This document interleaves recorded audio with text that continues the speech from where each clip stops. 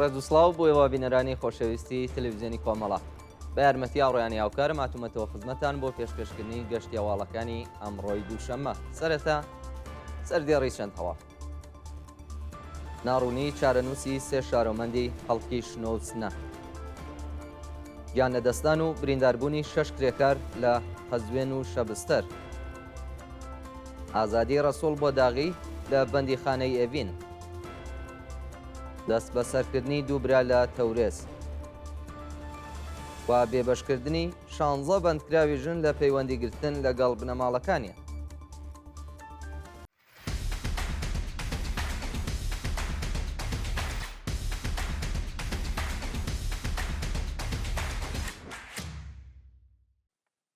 ناڕوونی چارەنووسی سێ شارۆمەندی خەڵکی شارەکانی شنۆوسنە. بەپێی راپۆرتی ڕێکخراوەکانی مافی مرۆڤ لە ڕۆژانی ڕابردوودا سێ هاوڵاتی لە شارەکانی سنە و شنۆ لەلایەن ئیدارەی تڵاتەوە دەست بەسەر کراون و سەرەڕای بە دوواداچوونەوەی بنەماڵەکانیان هێشتا چارەنووسیان نادیارە. بەپێی و راپۆرتانە ڕۆژی پێنجشەممە چواری ڕێبەندان دوو چالاکی کرێکاری بە ناوەکانی کەماڵ ئاخرەتی و جەلیل مەحەممەدی بە توندوتیژی و بێڕێزیەوە لەلایەن هێزە ئەمنیەکانەوە دەست بەسەر کراون و هێشتا هیچ زانیاریەک سەبارەت بە شوێنی ڕاگرتنیان لە بەردەستدانیە.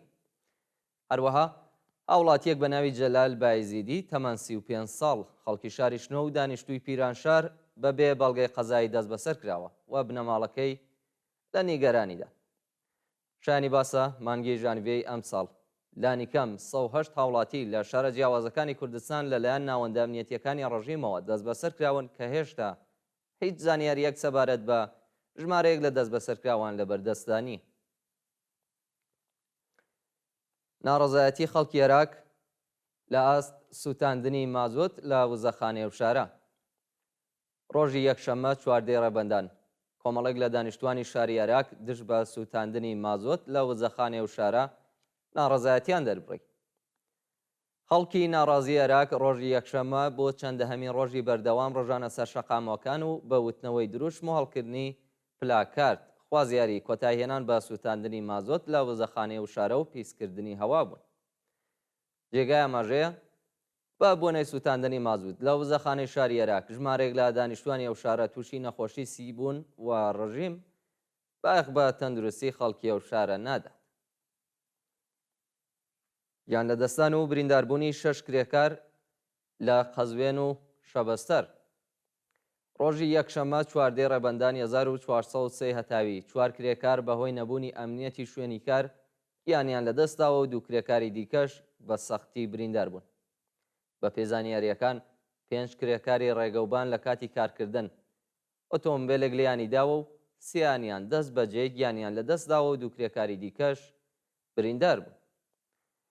هەروەها لە شاری شەبستەر کرێکارێکی شرکەتی ئیرین عەسەل بەهۆی کەوتنە خوارەوە لە بەرزایی بۆ نەخۆشخانە گواستراوەتەوە کە بەهۆی سەختی برینەکانیەوە گیانی لەدەستا. جێگای ئاماژەیە کە ساڵانە لە ئێران ژمارەیەکی زۆر لە کرێکاران بەهۆی بایەخنەدانی بەرپرسان بە ئەمنیەتی شوێنی کار گیانیان لەدەستەدەن یان بریندار و کەمەندامە بن. سەپاندنی حکمی سێدارە بەسەر بەندکراوێکی سیاسی. ڕۆژی یەکشەممە حکمی ئەعدامی مەنوچێر فەلاح بەندکراوی سیاسی لەلایەن دادگای ئینقلابی ڕەشتەوە ڕاگەیەندرا. بە پێی راپۆرتەکان ناوبرا و ڕۆژی 27 جوازەردانی ساڵی ڕابردوو دەست بەسەرکرا بوو و لەلایەن لقی سێی دادگای ئینقلابی ڕەشتەوە بە تۆمەتی بێڕێزی بە ڕێبەری کۆماری ئیسلامی و تەبلیغ دژی نظام حکمی 22 مانگ و 17 ڕۆژ زیندانی بەسەردا سەپێنرا بوو.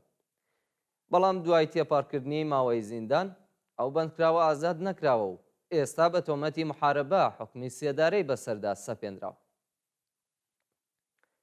ئازادی ڕەسوڵ بۆ داغی لە بەندیخانەی ئێڤین. ڕۆژی یەکشەممە چواردەی ڕێبەندان ڕەسوڵ بۆ داغی چالاکی سنفی معلیمان لە بەندیخانەی ئێڤین ئازاد کرا. ناوبراو لە ساڵانی ڕابردوودا بارەها بە بۆنەی چالاکبوونی لە کانونی سنفی معلیمان لەلایەن دادگای ڕژیمەوە دەست بەسەر و حکمی زیندانی درێژماوەی بەسەردا سەپێنراوە.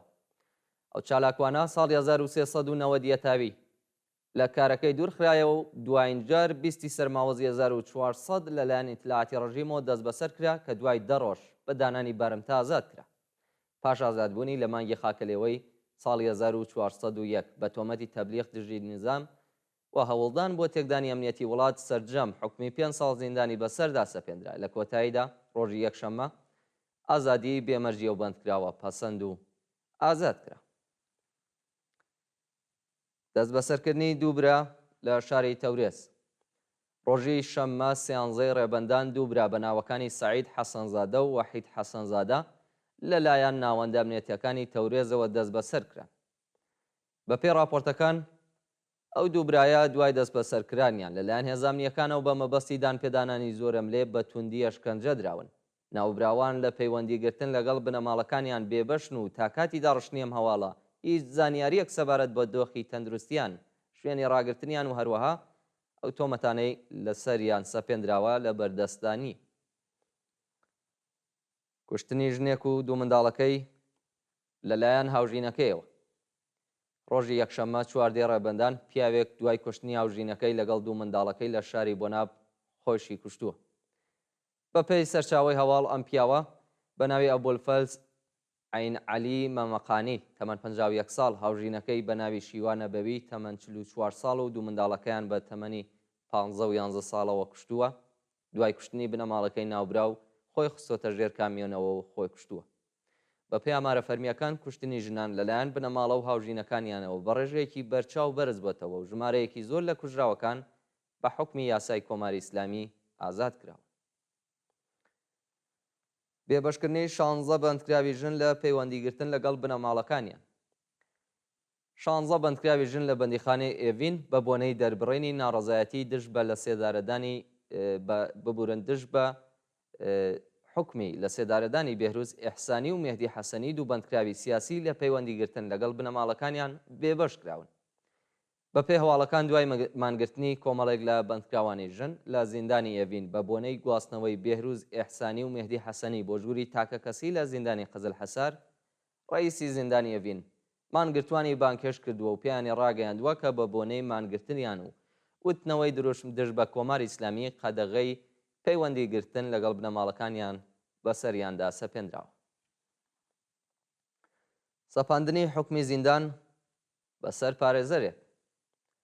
خسرەو عەلی کوردی پارێزەری دادگوستەری و چالاکی مەدەنی بە تۆمەتی تەبلیغ دژ بە ڕژیم حکمی 1 ساڵ زیندانی تەعزیری بەسەردا سەپێنراوە. ناوبراو بە بۆنەی چالاکی لە تۆڕە کۆمەڵایەتیەکان دژ بە کۆماری ئیسلامی و توێژ لەگەڵ میدیاکانی دژ بە ڕژیم، پشتیوانی لە بەندکراوە سیاسیەکان، ئەو کاری لەگەڵ ڕێکخراوەکانی مافی مرۆڤ و هەروەها چاوپێکەوتن لەگەڵ کەسایەتیەکانی دژ بە ڕژیم لەلایەن لقیەکی دادگای ئینقلابی مەشەدەوە ئەو تۆمەتانەی بەسەردا سەپێنراوە. کوژران و برینداربوونی دوو شارۆمەندی ئەفغانستان لە سەراوان. ڕۆژی یەکشەممە چواردەی ڕێبەندان دەستڕێژی گولەی هێزەکانی کۆماری ئیسلامی لەسەر ئۆتۆمبیلێکی هەڵگری پەنابەرانی ئەفغانستان لە جادەی سەراوان بۆ خاش شارۆمەندێک یانی لەدەستاوە و کەسێکی دیکەش بریندار بوو. بەپێی راپۆرتی حاڵوەش پاش هێرشی هێزەکانی کۆماری ئیسلامی بۆ سەر ئۆتۆمبیلەکە، شۆفێری ئۆتۆمبیلەکە لەگەڵ پەنابەرانی دیکە هەڵاتوە. جێگای ئاماژەیە بەهۆی تەقەی ڕاستەخۆی هێزەکانی ڕژیم دوو کەس بریندار دەبن، بەڵام بە بۆنەی نەگواستنەوەی برینداران بۆ نەخۆشخانە یەکێک لە برینداران بەهۆی سەختی برینەکەیەوە گیانی لەدەستەدا. و دوایین هەواڵمان سەبارەتە بە گیان لەدەستانی 15 کەس بەهۆی هێرشی ڕووسیا بۆ سەرۆکراین. ڕۆژی شەممە سێنزەی ڕێبەندان 15 کەس بەهۆی هێرشی پەهبادی و موشەکی ڕووسیا بۆ سەر ناوچە مەدەنیەکان گیانیان لەدەستاوە و ژمارەیەکی دیکەش بریندار بوون. بەپێی راپۆرتەکان ڕووسیا شەپۆلێکی نوێی هێرشی پەهبادی و موشەکی بۆ سەر ئۆکراین دەست پێ کردووە کە لە ئەنجامی هێرشەکاندا لە شاری پۆلتاوا 11 کەس گیانی لەدەستداوە و 16 کەسی دیکەش بریندار بوو و لە شاری خارکیف 4 کەس گیانیان لەدەستداوە. جێگای ئاماژەیە کە بە بۆنەی دوایین هێرشەکانی ڕووسیا بۆ سەر ئۆکراین ژێرخانەکانی وڵاتە بە ئامانج گیراوە و زیانێکی زۆری بەرکەوتووە.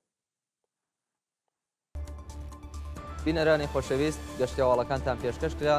کات و ساتێکی خۆش بۆ هەموو لایەن.